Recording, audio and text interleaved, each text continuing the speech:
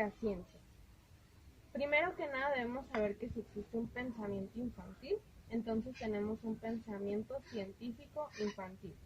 ¿Por qué? El niño desde muy pequeño es capaz de crear teorías de la realidad muy similares a las que crean los científicos. A los niños les debemos dejar muy en claro que hacer ciencia no es saber la verdad, sino tratar de entenderla y comprenderla. Esta verdad la van a llevar a cabo o la van a descubrir bajo sus propios criterios y no bajo los criterios dogmáticos. ¿Qué es esto? Significa que el niño va a crear su propia hipótesis y va a trabajar en ella hasta descubrir si es verdadera o si es falsa. En caso de ser falsa, el niño creará una nueva hipótesis y seguirá trabajando en ella hasta descubrir la verdad. En el caso del dogmatismo, es el convencimiento de la inteligencia humana de crear verdades o de plantear una verdad y que esta no está sujeta ni a crítica ni que la llevan, o sea, que no la descubren si es verdad o si es mentira, no ponen en práctica eso. En cambio, el criterio de los niños, como les comentaba, van a crear su hipótesis, lo vamos a llevar a ver si es verdad, si es falso, y en caso de ser falso, haremos una nueva hasta que el niño descubra la verdad. Dando la ciencia a través de conceptos demasiado simples. Para llevar la ciencia a una escuela o a un aula, para un niño, debe de ser de una manera más sencilla, ya que ellos aún no pueden entender los conceptos demasiado complejos. Por eso, los temas que se podrían ver podrían ser las estaciones del año, los animales, las hojas de los árboles, la leche de la vaca, que son temas que para ellos muestran en cierta parte un desinterés, pero que en su vida cotidiana van a ir haciendo este aprendizaje que de forma involuntaria les va a ayudar para la escuela y aparte para crear sus propios conocimientos. Presentando la ciencia a través de conceptos muy complejos pero de modos simples. En esto habla de cómo a veces solemos dar alguna actividad o algún trabajo que investigando así a los niños no es como algo que ellos les diga qué es en realidad, que a veces se les hace muy, pues sí, muy difícil o muy complicado en forma de que pues sí no se le entiende igual y a veces nosotros de esa forma hacemos que el niño tenga un resultado fatal y no un resultado bien que es el que nosotros esperamos. Como aquí habla de por qué la leche es líquida. Y la leche, pues, para eso, antes de hacer esa pregunta, uno como docente debe de explicarle al niño y manejar una actividad donde lleve basada todo el proceso que lleva la leche, en cómo, desde dónde está fabricada cuando uno lo toma ya, que por ejemplo es, pues, que proviene de la vaca, de dónde, bueno, comunicarle al niño desde dónde viene la leche, desde dónde la extraen, que aquí como ejemplo es de las ubres de las vacas. Todo eso es lo que nosotros como docentes le tenemos que explicar al niño para que al final de que nosotros pongamos una actividad, el niño la sepa desarrollar completamente y le sea de un modo más simple.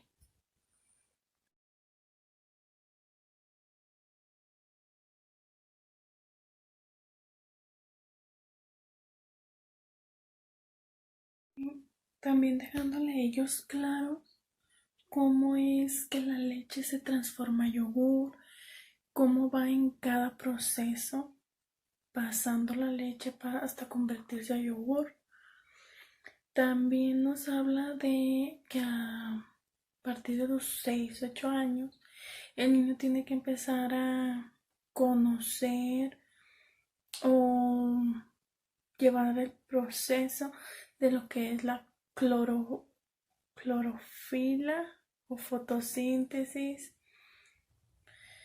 ir explicándole paso por paso el cómo sale el proceso de la fotosíntesis, cómo los rayos de luz deben de llegar pues a una planta, a un árbol, su oxígeno, que al niño le quede de una forma muy clara y sencilla el cómo va paso a paso y conociendo, para que a nosotros como docentes, como lo vuelvo a repetir, nos den un buen resultado y no un fatal resultado, y que a lo que nosotros queremos que conozcan los niños, a ellos se les haga más fácil de la forma en la que nosotros les vayamos explicando todo proceso tras proceso.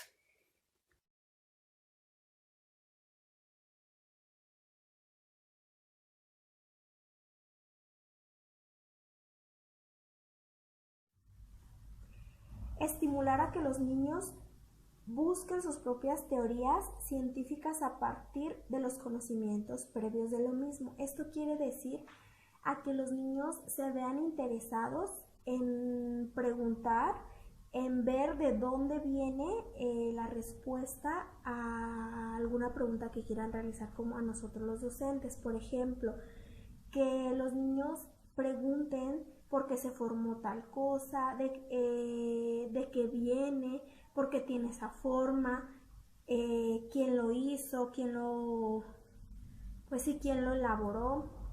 Entonces nosotros como docentes es que no les demos tal cual la respuesta del por qué, porque nosotros como adultos ya lo sabemos.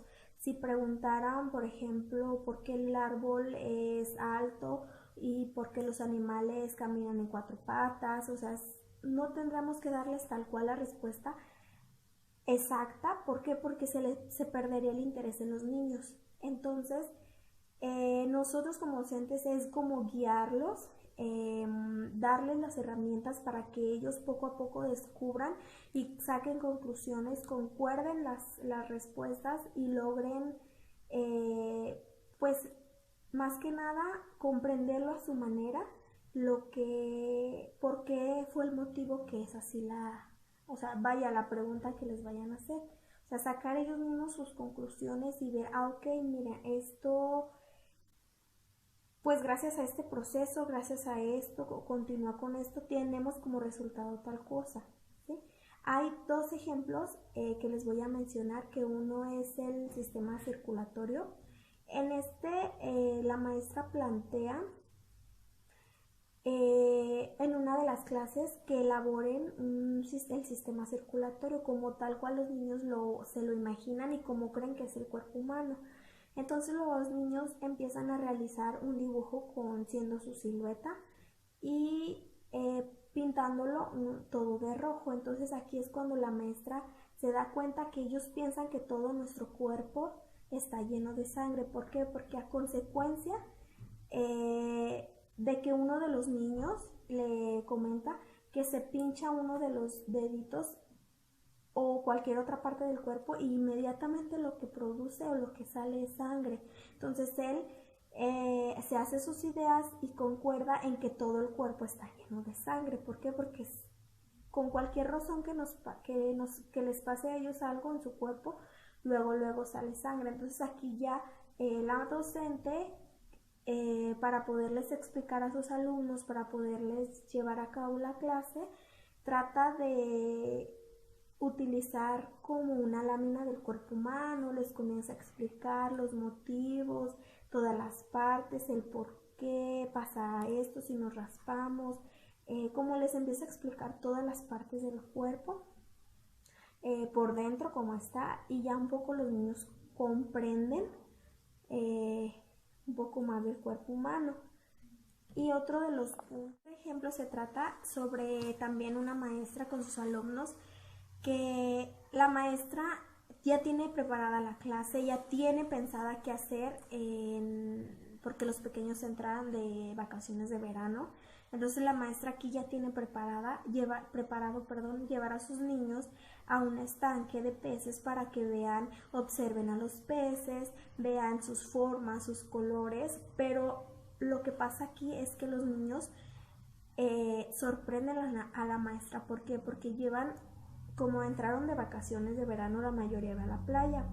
Entonces llevan a la clase unos caracoles y lo que hace que todos los niños están súper interesados en los caracoles, los observan, se hacen mil preguntas de por qué tienen esa forma y lo que más les llama la atención aquí es por qué tienen ese pequeño agujero y comienzan a preguntarle a la maestra, maestra, ¿por qué tiene ese agujero los caracoles? Entonces la maestra en ese momento no sabe cómo responderles, no sabe qué palabras utilizar para darles esa respuesta y lo que hace ella es ir a un centro de investigación e investiga por qué los caracoles tienen esa forma, de dónde se proviene, si un animal lo creó, si solitos. Entonces, porque los niños le hacen muchas preguntas.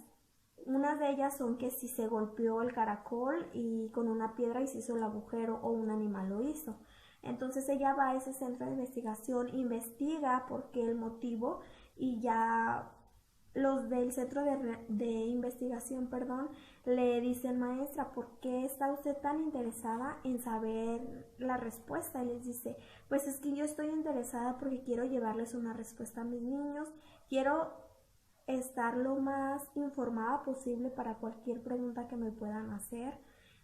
Entonces, los investigadores le dan una respuesta como digamos científica y dice ella, es que yo no les puedo llegar a los niños a decir, miren, tal cual cosa pasó porque eso, o sea, científicamente, o sea, sería algo aburrido para los niños. Entonces la maestra buscó en crear una forma de hacerlo interesante, de que a los niños les llame aún mucho más la atención el por qué se logró ese agujero en el caracol. Entonces lo que hace la maestra es, de nuevo regresa a su clase, y les empieza a platicar a los niños y les dice, vamos a hacer un proceso para que ustedes vean cuáles son las respuestas del por qué es el caracol, porque tiene ese agujero el caracol. Entonces la maestra lo que hace es que les pide a sus alumnos que investiguen más agujeros, en qué partes hay, que investiguen en su casa, por ejemplo, todo lo que contenga agujeros,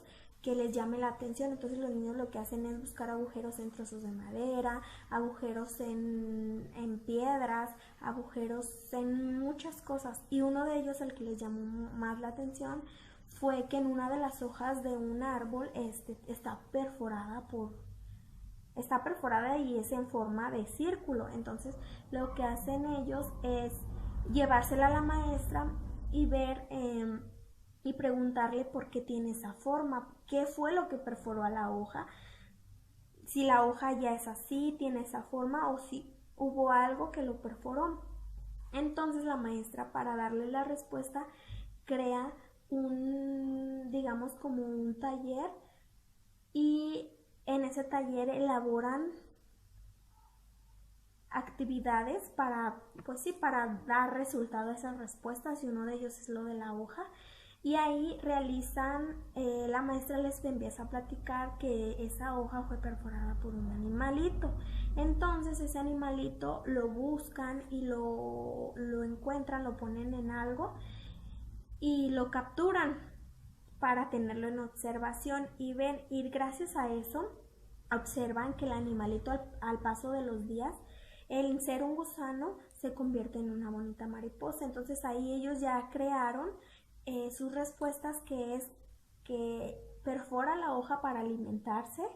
Después de un cierto proceso de días, ese gusanito se convierte en una mariposa. Entonces ellos solitos recrearon sus propias respuestas y pues se quedaron asombrados, ¿no? Con lo que puede llegar a pasar en un tiempo, o las consecuencias que hay en la naturaleza, que es como un proceso, como un caminito, como una cadenita que se tiene que llevar a cabo. Por ejemplo, los árboles se caen sus hojitas y de esas hojitas que se caen pues se alimentan los animalitos, los bichitos que anden. Entonces ya poco a poco los niños van sacando sus ideas y sus conclusiones, y recuerden siempre que no tenemos que darles la respuesta tal cual a los niños, ¿sí? ¿Por qué eso tiene tal forma? Ay, pues porque así se hizo. No, o sea, darles como la respuesta bonita, bueno, no bonita, sino que les llame la atención, que sea llamativa para que digan wow, o sea, les interese mucho más a los niños. el que investiguen, y así pues hasta se logran ser investigadores de muchísimas cosas, porque en fin a los niños les encanta preguntar, les encanta el por qué tiene esta figura, y por qué esto, y por qué le hace así. Entonces, si nosotros les damos la oportunidad de que ellos solos descubran su respuesta a través de algo divertido y de algo increíble, pues para los niños va a ser mucho más fácil y pues les gustará mucho. Pasando a otro tema, vamos a platicar sobre el niño y la ciencia, que es el experimento en el aula, o básicamente es el taller de ciencias de la escuela. Primeramente debemos de tener en cuenta que un experimento científico no sirve para hacer creer a la gente algo. Por ejemplo, ¿sabes qué pasa si paseo esta agua verde a esta agua amarilla? Bueno, y lo haces y ya tienes que creer que eso pasa. No. Un experimento científico es cuando llevas tu teoría a la práctica para comprobar algo. Tú crees que ya va a pasar algo, no simplemente lo experimentas. Tú ya tienes tu teoría y solamente la vas a comprobar. Ahora, el experimento científico en el aula de clases es muy complicado porque debes de tener siempre las palabras correctas para decir a los niños.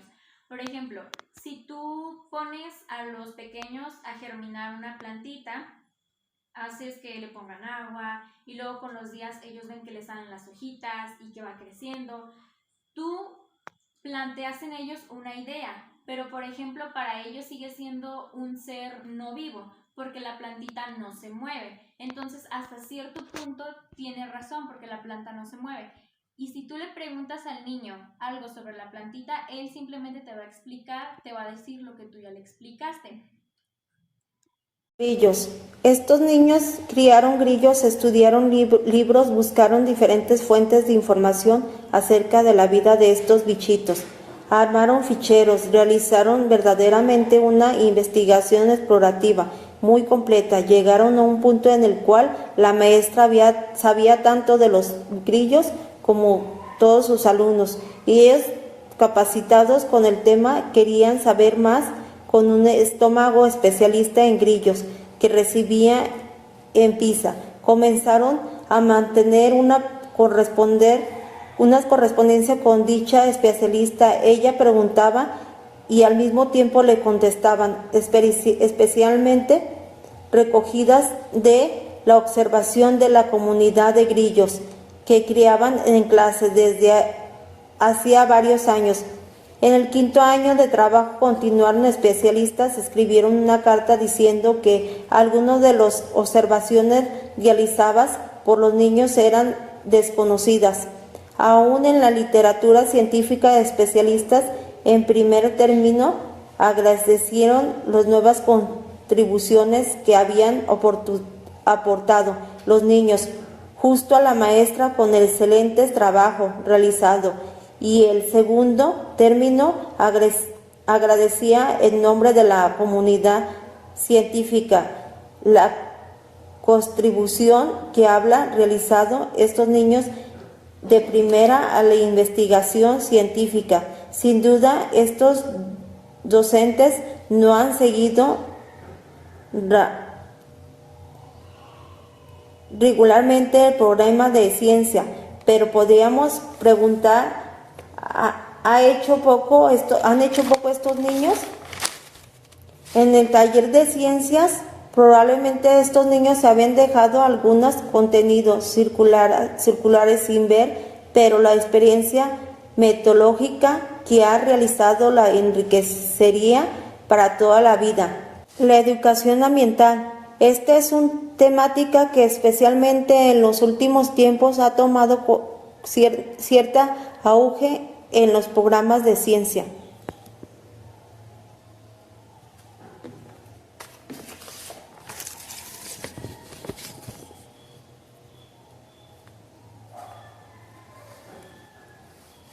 Para comenzar a pensar en este tema, tomaremos algunos datos de una investigación que hemos conducido sobre el concepto de ambiente en los niños.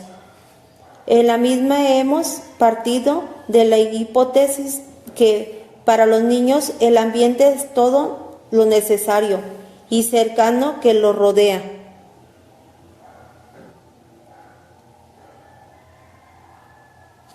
Algunos niños rechazaban la idea de entrenar en esta fisión, pero luego al caso que eligieron para poder emprender una buena vida. En la consigna se acababa que era una isla desde que partía podría vivir muy bien, donde había aire templado, agua, pero no había nada más, ni árboles ni animales.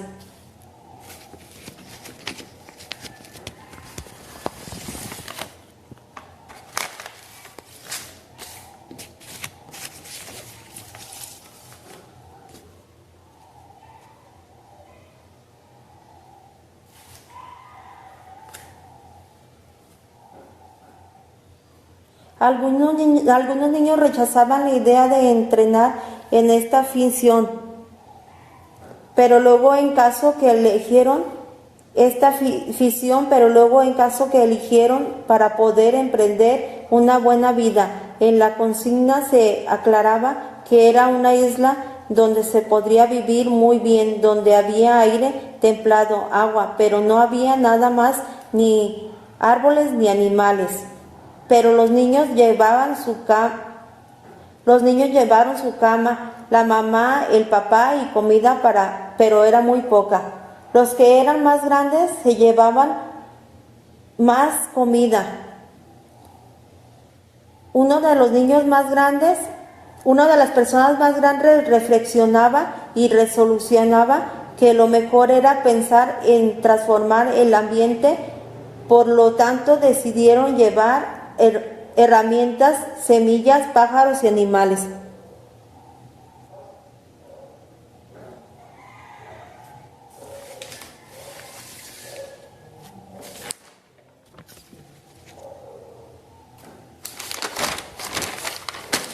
Con la idea de construir un ambiente nuevo. Ahora bien, a la luz de esta conducción, ¿cuál sería el sentido que la escuela en este último tema propusiera a estos mismos niños un estudio sobre agujeros de ozono como elementos básicos para comprender lo que está pasando en el ambiente? El niño va a repetir el tema de agujeros de ozono del mismo modo como repite el tema de la síntesis clorofílica o que las plantas pertenecen al aire y la vegetación, pero seguirá pensando que esto no pertenece a su mundo.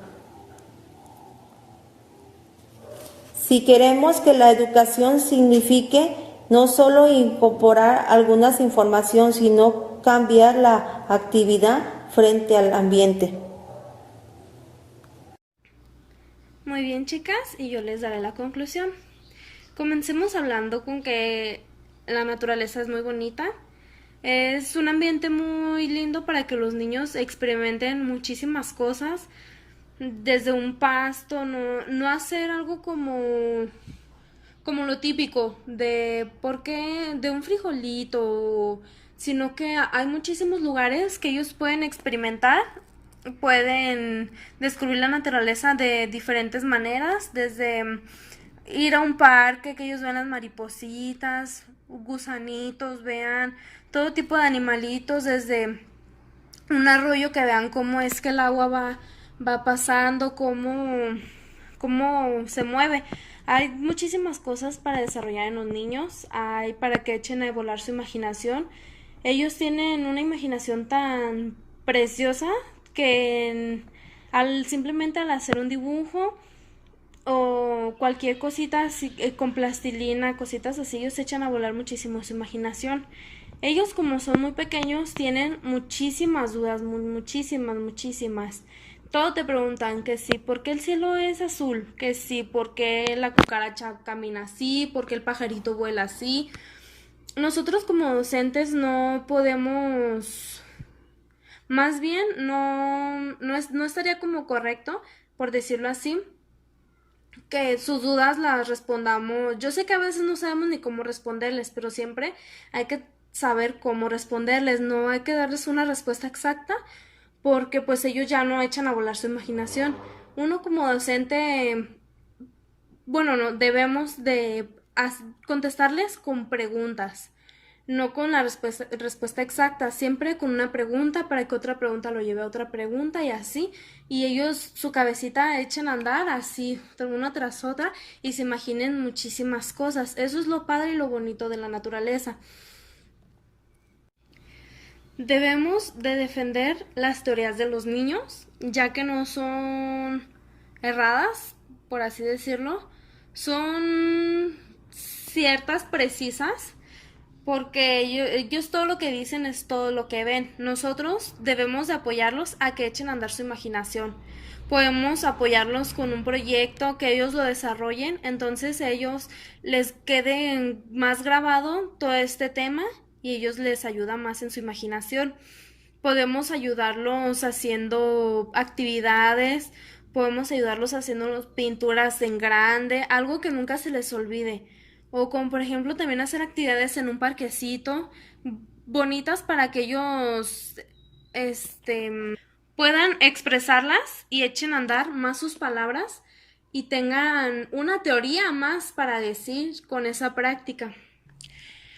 Los niños de hoy en día, lamentablemente, sienten desconfianza de sus propias teorías y esto es a causa de los adultos, ya que a veces, no sé, muchas personas, ya sean hermanos, papás, en ocasiones, los niños por preguntar o decir lo que piensan, a veces podemos ser muy torpes y decirles, ay, no sé, o regañarlos o decir, ¿por qué preguntas eso? Entonces ellos se intimidan y en ocasiones hacen que ellos sientan desconfianza de ellos mismos y no platiquen sus teorías tal como tal, no hagan sus preguntas de tales cosas y entonces nosotros debemos de apoyarlos para que ellos desarrollen esa parte y no sientan desconfianza, tengan toda la confianza de preguntar, de informarse, para que ellos, su cabecita esté llena de muchísima información y crezcan muy sanos. Nosotros debemos de ayudarlos a que desarrollen esas teorías y ellos mismos hagan debates entre ellos mismos. Es muy padre cuando los niños platican entre ellos mismos porque se cuentan muchísimas cosas que nosotros pues no nos imaginamos al grado que ellos lo cuentan como la mariposita así de tal color y pues nosotros ya a veces tenemos unas palabras exactas que pues los niños no nos entienden. Nosotras como docentes debemos de apoyar siempre en todo momento al niño, comentarle si está mal, pero con las respectivas palabras. Puede suceder que en alguna clase un alumno comente, no sé, que la piedra está viva, entonces ahí es donde surgen las burlas de los demás compañeros y empiezan los problemas. En esos momentos, para el niño surge un momento difícil y complicado, porque ya que sus definiciones, sus conclusiones, pues se rompen al instante porque empiezan a dudar. El niño puede resistir y defenderse y tomar una actitud dura hacia sus demás compañeros para defender su teoría, la teoría que él tiene. Los niños a esa edad pues no piensan en pelearse o por decirlo así, ellos prefieren pues debatir, no sé, empezar como, no, es que la piedra no está viva por esto, o empiezan a hacer mismos comentarios sobre la teoría del niño. Es cuando otros niños empiezan a decir, no, es que la piedra es así, entonces es cuando hay muchos comentarios sobre la teoría del niño. Ahí es cuando la docente debe de entrar, pero pues hay que saber cómo decir las palabras, cómo comentar, y pues no... Y pues ahí es cuando la docente pues debe de entrar y debe pues de ver pues escuchar todos los razonamientos, todas las teorías y ahí es de pues no saber decir las palabras correctas para cualquier niño, no pues no echar a perder como que el momento por decirlo así. Entonces debe de haber como un equilibrio en todo tipo de salón. El equilibrio pues va dependiendo de las teorías. Al romperse el equilibrio debemos trabajar para lograr un equilibrio superior y esta es la idea del proceso para el aprendizaje científico. Todos los conocimientos del niño deben de entrar a la escuela y de la escuela deben de salir esos conocimientos.